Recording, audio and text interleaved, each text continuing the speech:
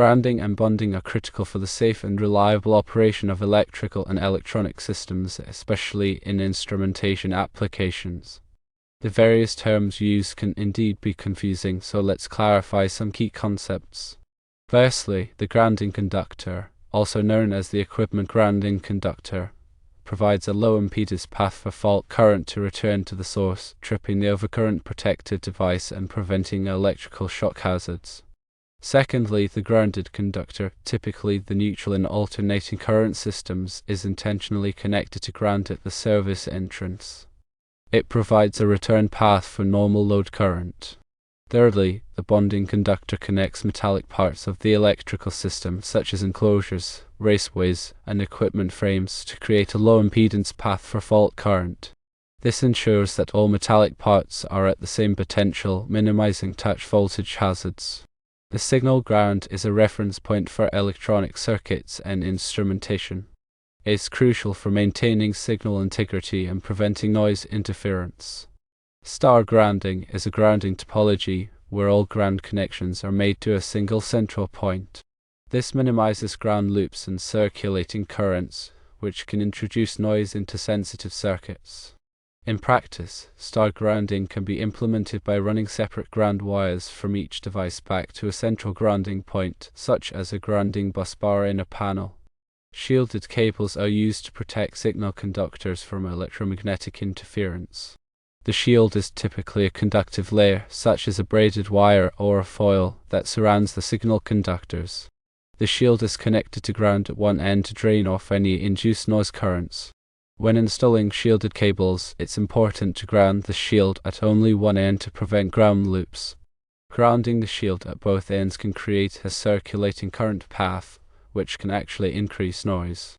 Continuous grounds provide a continuous low impedance path to ground along the entire length of a cable run or system. This can be achieved by using metallic conduit or cable trays that are properly bonded together. Isolated grounds are used to isolate sensitive equipment from noise and interference. An isolated ground receptacle has a separate grounding conductor that is insulated from the normal equipment grounding conductor. This prevents noise from the building's electrical system from contaminating the sensitive equipment. Balanced grounding schemes use differential signaling to reduce noise. Differential signaling transmits the signal as two equal but opposite voltages on two wires. Any noise that is induced on the wires will be common mode, meaning it will be present on both wires equally.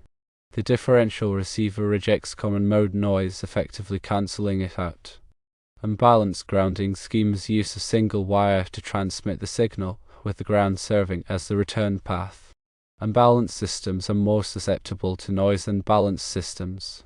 For instrumentation grounding in a 230 kV and 500 kV transformer station, several practices should be employed to minimize noise and interference. Firstly, use shielded cables for all signal and control wiring. Secondly, ground the shields at only one end. Thirdly, implement a star grounding system. Fourthly, bond all metallic enclosures and equipment frames together. Fifthly, use surge protection devices to protect equipment from voltage transients. Sixthly, ensure that the grounding system is properly designed and installed according to the applicable codes and standards. The equipotential plane is a surface where all points are at the same electrical potential.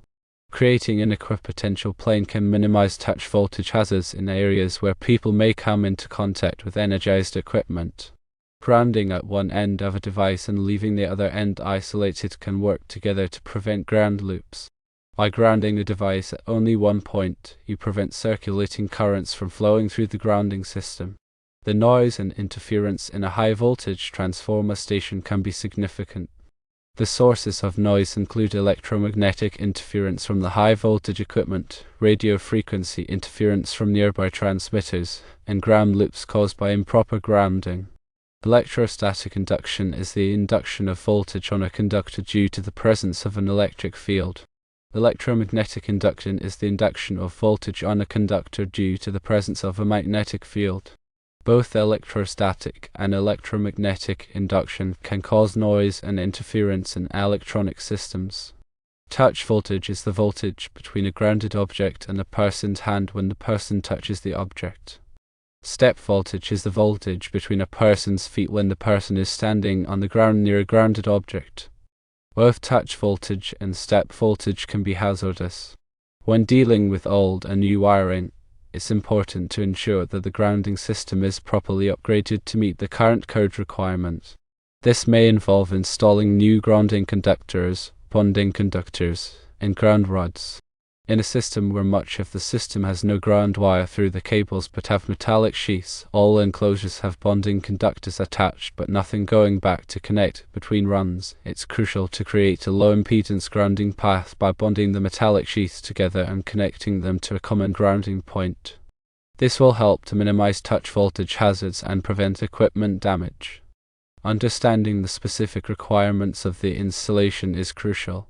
This includes considering the type of equipment being installed, the voltage levels involved, and the environmental conditions. Consulting with a qualified electrical engineer or grounding specialist can help to ensure that the grounding system is properly designed and installed. Implementing best practices for grounding and bonding in instrumentation applications requires a comprehensive approach that considers all aspects of the electrical system. By understanding the key concepts and following the applicable codes and standards, you can minimize noise and interference, prevent electrical shock hazards, and ensure the safe and reliable operation of your equipment. Some further points to consider when installing instrument devices and other power and control equipment in a 230 kV and 500 kV transformer station are: firstly, surge protection. Install surge protection devices at the service entrance and at each piece of equipment to protect against voltage transients caused by lightning strikes or switching surges. Secondly, cable routing. Route cables away from sources of noise, such as power cables and transformers. Thirdly, grounding electrodes. Install additional grounding electrodes to improve the grounding system's performance. Fourthly, periodic testing. Perform periodic testing of the grounding system to ensure that it is functioning properly.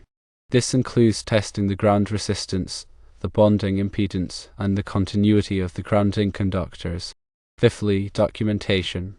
Maintain accurate documentation of the grounding system, including the location of all grounding electrodes, bonding conductors, and surge protection devices.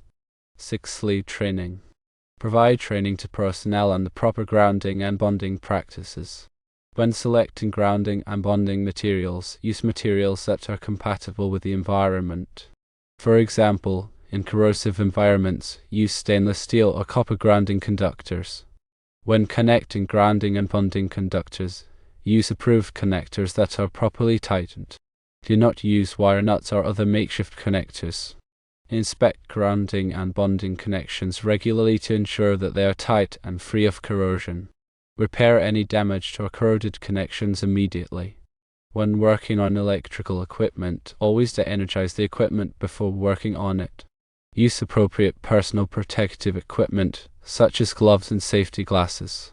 Follow all applicable safety procedures.